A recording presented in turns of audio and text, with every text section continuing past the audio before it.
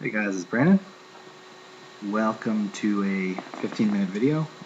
Took me a minute to get stuff set up right. And my opponent, I've played the Sicilian here, and my opponent's played 3-2 B3, planning bishop B2.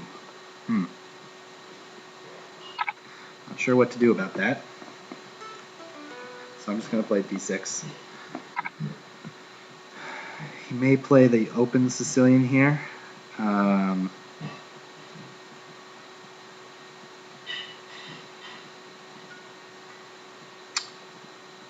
That would...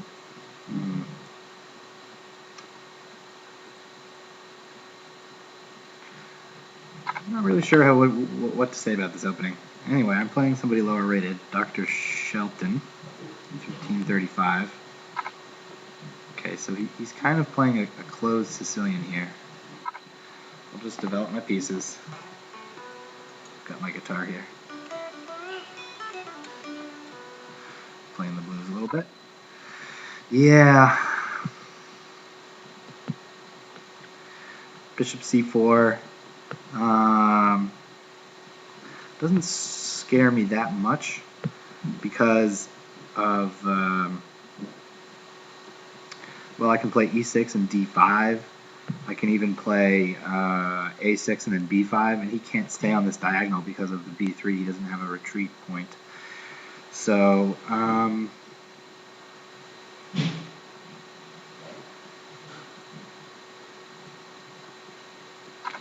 just play e6 and prepare bishop e7, and at some point I'll play d5 with the tempo.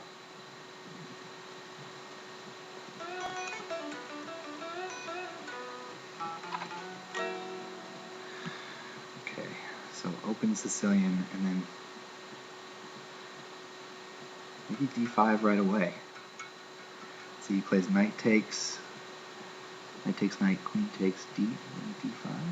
Can I do that? No, I guess I can't. He's sort of restricting d5 here. But I can still play for, if I take,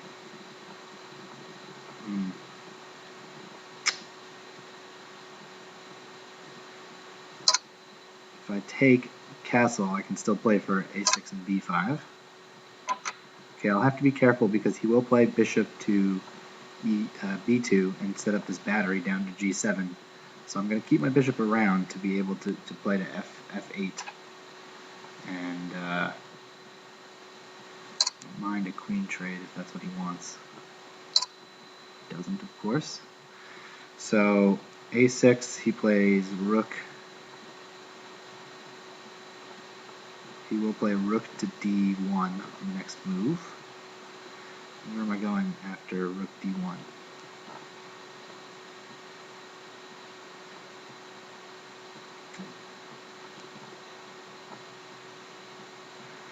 Nowhere really. So I can play queen d3,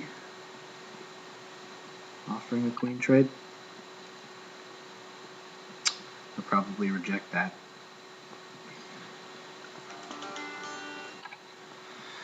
As I suspected. Alright, so I'm going to play for a6 and then b5, bishop b7. Just kicking the bishop off of this diagonal.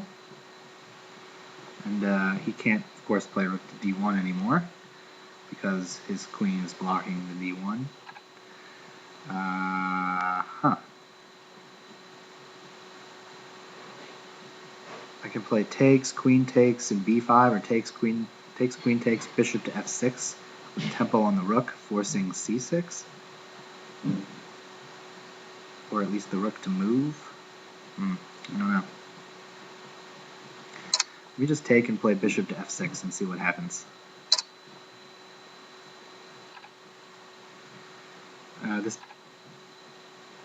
Okay.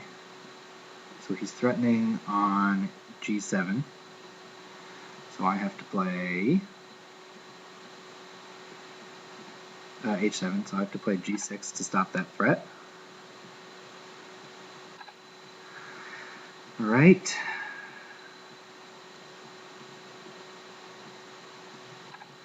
I'm going to actually play You could have actually taken the b pawn there, but now I get bishop here. And this looks like a pretty dull position. Not much going on.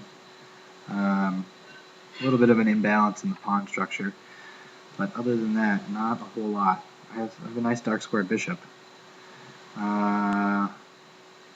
He has some weak dark squares, but it doesn't seem like anything serious. Nothing's hanging, so I don't really see any tactics. I could play rook to d, rook to d8. He plays rook to d1. Threatening discoveries on my queen.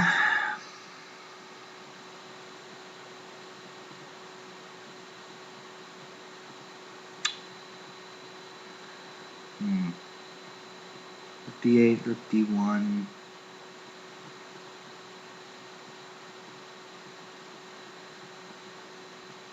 And then I could play, I don't know.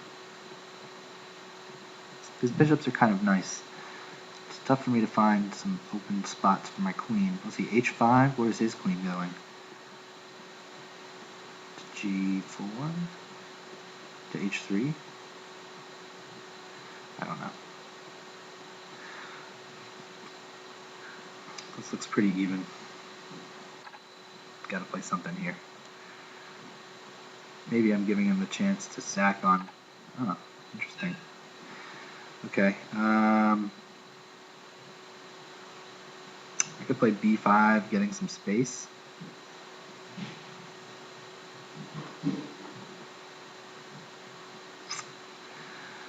Alright,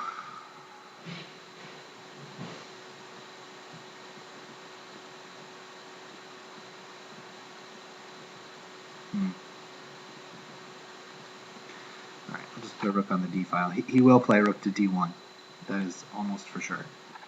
Yep. But now what about queen to a4? A3. Forcing the rook. Yeah, maybe this picks up a pawn. Because there's no rook to a2, a1 to defend. Okay, he can play something with the c-pawn so the queen will guard laterally. But he has to find that. Oh, this is just a free queen. Thank you.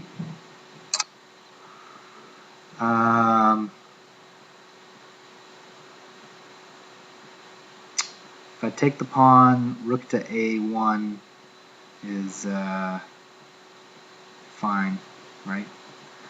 I can just play, I can get out on the dark square diagonal, I think. Well, he can't play rook to a1 anyway because of the bishop. Well, okay, he's just down a queen for a bishop here, but he's playing on. So, I guess I'll get the other rook to an open file. Yeah, he can threaten to like sack on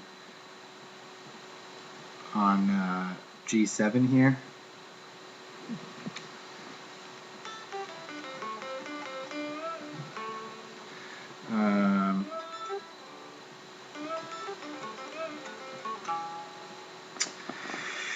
G6, I mean. Let me think here. I could just take that bishop off. With rook takes bishop. And get rid of any sacking potential for good on G6. Let's see, bishop to pawn takes, rook takes, picks up my bishop. So he can win a couple pawns.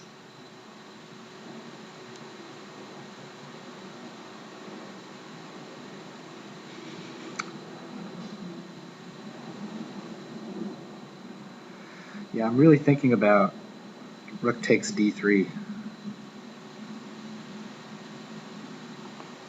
I'm just going to do that because I get at least a rook to the 7th. I'm just trying to eliminate counterplay here. I'm just up a lot of material. So just trying to eliminate counterplay.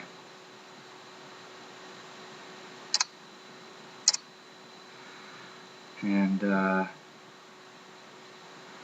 So I get a pawn for my exchange, plus I was already up a queen for a minor piece anyway. And I'm just going to try to pick off this b3 pawn and then push the pawns up the board. And that will be my strategy. Okay, I'm only up a queen for a rook now. But it's fine. I'm just trying to eliminate counterplay as much as possible. Okay, he wants to play f5, but then pawn takes f5. Pawn e takes f5 is fine, I think. I'm gonna try to get this rook off the board as well. When you're up material, it's always good to exchange. Okay. I can take the a pawn and the b pawn and defend my b pawn at the same time.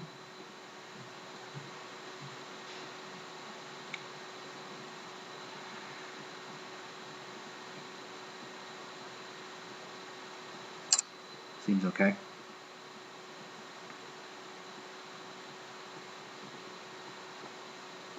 And but now what? f5 just ef, okay, because this pawn is pinned. And now he has no more pawn breaks on the king side. Maybe he can try to double and get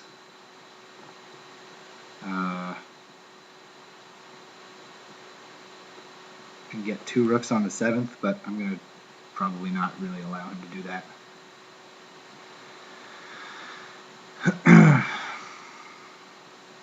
I have a check on d5, and this is fine. The more exchanges, the happier I am.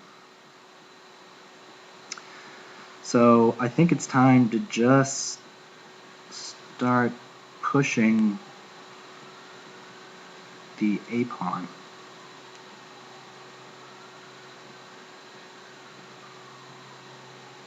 Yeah, why not?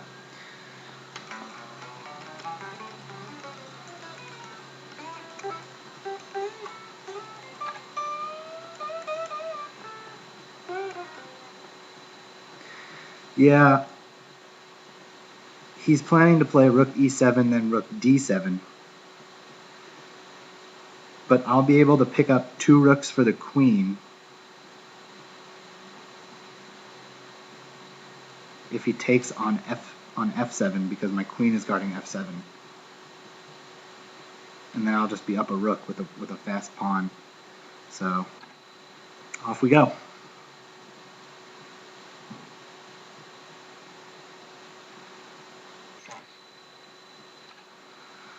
Okay.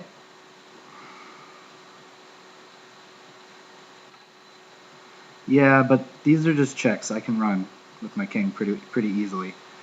Let's see. Rook check. Make sure. Rook g8.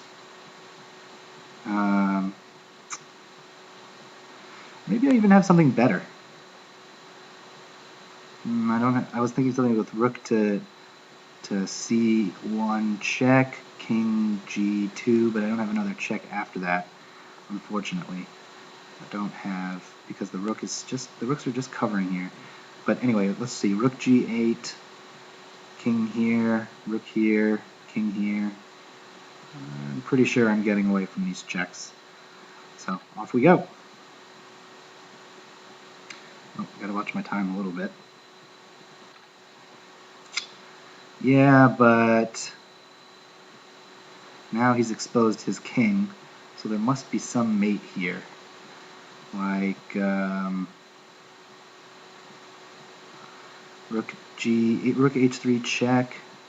Even I can just pick up the pawn, so that would, okay, rook h3 check, king g2, queen f3 check, king f1. I'm just going to pick this pawn up, just so I have extra squares for my king. You know, I've got no reason to fear anything here.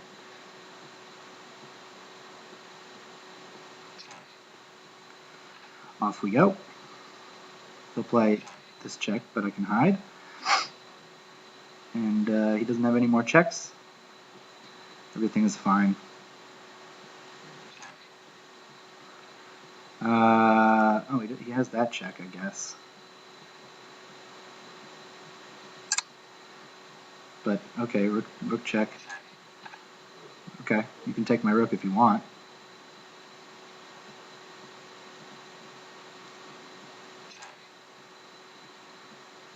This is just the sacrifice of a rook. Okay, so thanks for all the pieces. And he resigns. He wants to play another one, but this was sort of a long game. So we'll keep it to one 15-minute bit at a time. So, yeah, this game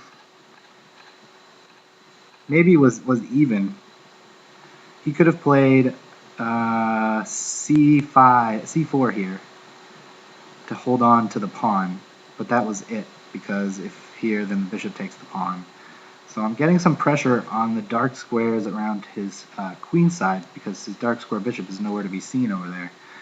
c5, and then it seems fine.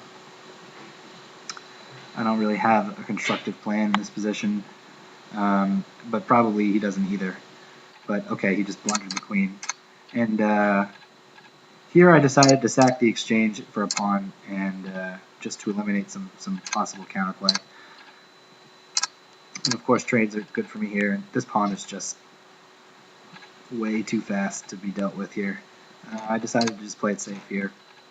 Maybe there was some checkmate or something, but I didn't really feel like calculating it.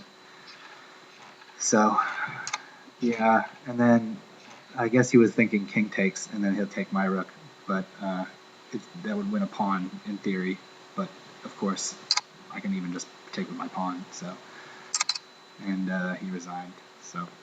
Alright, hope you guys enjoyed that game, and we'll see you next time.